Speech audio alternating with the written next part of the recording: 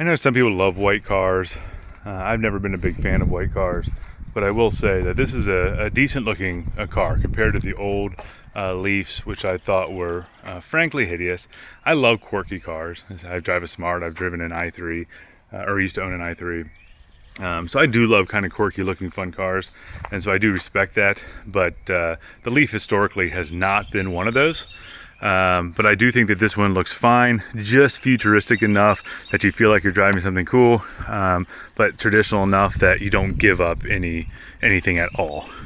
And unlike a lot of other cars, they do have that front charger right here, which I find incredibly useful. So at first I thought it was going to be a little weird to have a charger in the front. All the other electric vehicles I've had them in the back, like where normal fuel would go.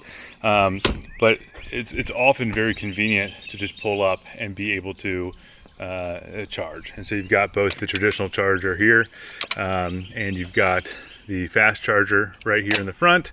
And to open this area, you just use the key fob, or second to bottom button on the key fob, hold it, and it pops right open for charging.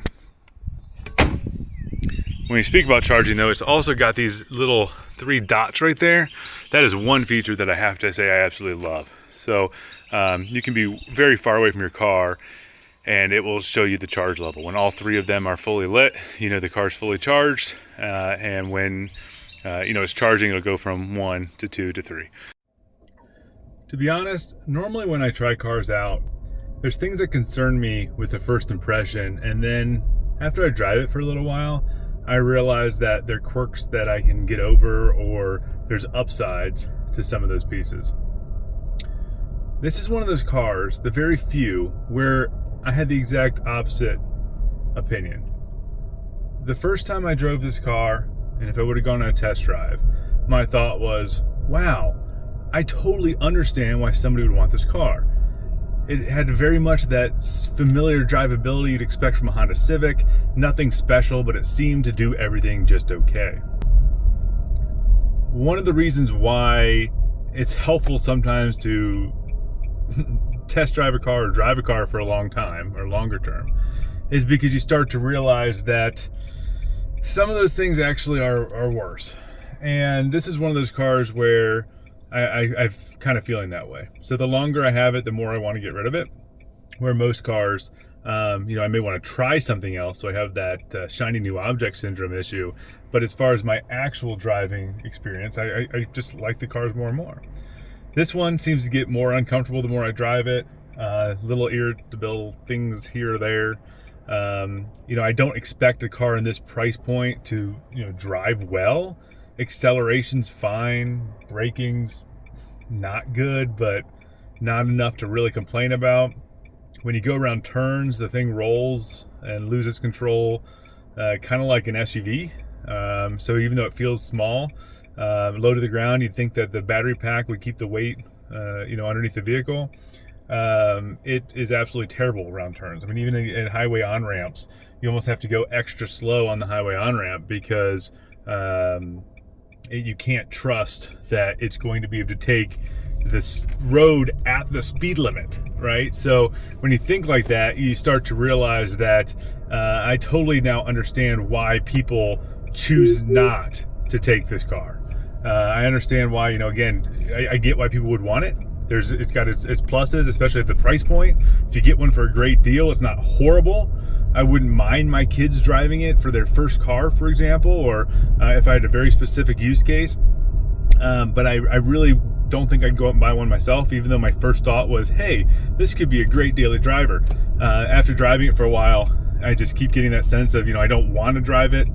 Everything's on paper's great. It feels like it was designed by somebody who doesn't know how to drive, maybe someone who takes a bus to work every day, but then decides that they're an engineer and they're gonna go design a car. That's very much how this feels. All the boxes are ticked, everything seems like it should be good, and then they just missed the boat on some things that should be given or should be obvious. So that's really where I land with this. I think it's a perfectly fine, okay car. I get why people would want it. It's not as bad as some reviews make it out to seem. Inside looks nice. It has good space. Everything is, on paper decent.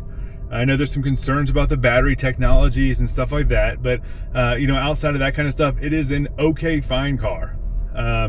However, if I were to spend my money, I would spend the same amount or potentially a little bit more and get something else that either has more character or kind of gets away with some of these awkward flaws that seem utterly unnecessary.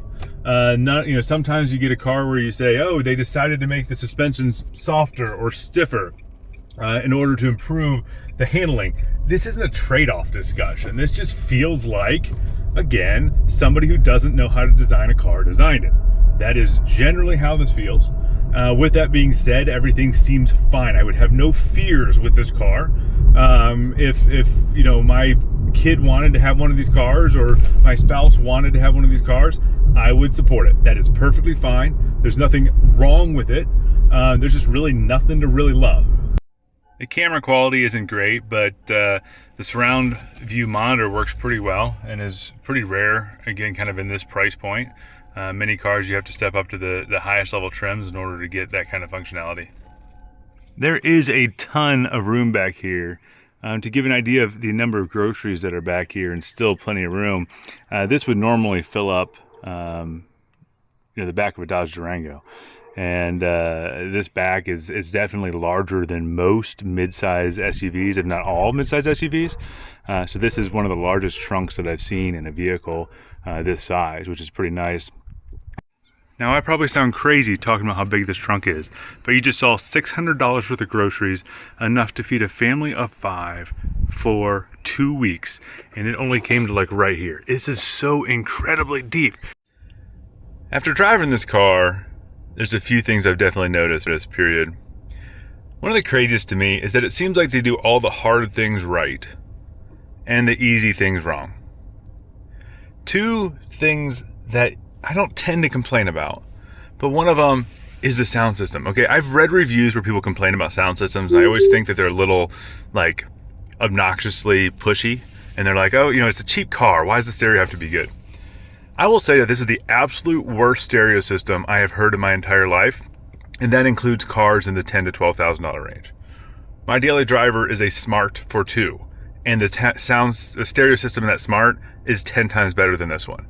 It is almost unlistenable to the point where trying to listen to any kind of music louder than mid-volume creates an immense amount of distortion, cut off bass, static. It's painful to listen to. I'm even thinking about, for the rest of the time I have this car, putting in a separate Bluetooth speaker, because a simple Bluetooth speaker is going to be better quality than this one, which is sad because the user interface and all that kind of stuff, the controls are great. It has Android Auto, but I don't know why it's so terrible. Again, I have not heard a stereo this bad since the 90s in a stock car, and I think it's worth calling that out. The other thing that I call out as a big miss is this right here.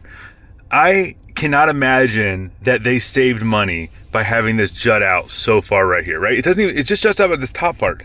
So if you kind of see how this bows here, it means your leg is uncomfortably to the left of the gas pedal. Right? I guess it's not a gas, it's an electric car, but the accelerator. So I don't understand why a designer would have done this poor of a job making it uncomfortable and difficult to drive. And even if you're shorter, I know I'm a tall person, but even if you're 6'2", you're gonna struggle with this car because of this. If they would have simply moved this in 1 inch, there's not even usable space, there's nothing there, there's not even storage or anything, it's just a cosmetic piece. If they moved this in 1 inch, or made this straight instead of this awkward curve, this would be a wonderful car to drive, it'd be very comfortable to drive, and it would fit most people. So the two biggest things that I think are real misses on this car is this piece right here and the absolute terrible stereo. And then I understand that by law now, the electric cars have to make a noise and they're moving slowly. The noise on this car is a little annoying. It's not the end of the world, but because of the fact that the stereo is almost unlistenable, you'd think maybe you want to just drive in silence, and then you hear the quite obnoxious sounds. I think it's a little bit more obnoxious in here because on this car, there's not a lot of sound deadening, and evidently the location of where they have the noise-making device makes it frankly just as loud inside as it is outside the vehicle. I know on some of the other electric vehicles, you can barely hear it unless you're outside of the car or your windows are open, but it is worth pointing out. That starts to get a little nitpicky. I do respect that, and I do anticipate for a lot of people, they won't necessarily care, but it does kind of play in with the stereo situation. We also have the e-pedal, which I do like. So I'm a big fan of one pedal driving, and the car drives really, really well, exactly like I'd imagine, with the e-pedal on. And I'm quite pleased with the actual performance aspect, right? It does what I expect an electric vehicle to do. What I do find odd, though, is there doesn't appear to be a way to lock the e-pedal on every time you drive. Therefore, unlike some cars where you're used to it braking when you let go of the accelerator, in this vehicle, you realize you forgot to hit the E pedal, and then all of a sudden your car doesn't slow down when you release the accelerator, which I find quite dangerous, right? So you're driving down the road, you just leave your house, you go up to a stoplight or stop sign, you let off of the accelerator, the car doesn't stop, it takes you a moment to realize it's not stopping, then you have to slam on the brakes. As long as you've got the e-pedal on, though, it does very, very well, exactly as I'd expect it to. And then with the e-pedal off, it drives very much like a normal car. So if somebody's borrowing your car, not used to one pedal driving, not used to the electric vehicles, then that is nice. So I do like that it's selectable, that it can be turned on and off. But I do believe it should save what you've done or have some way to lock that on as the default.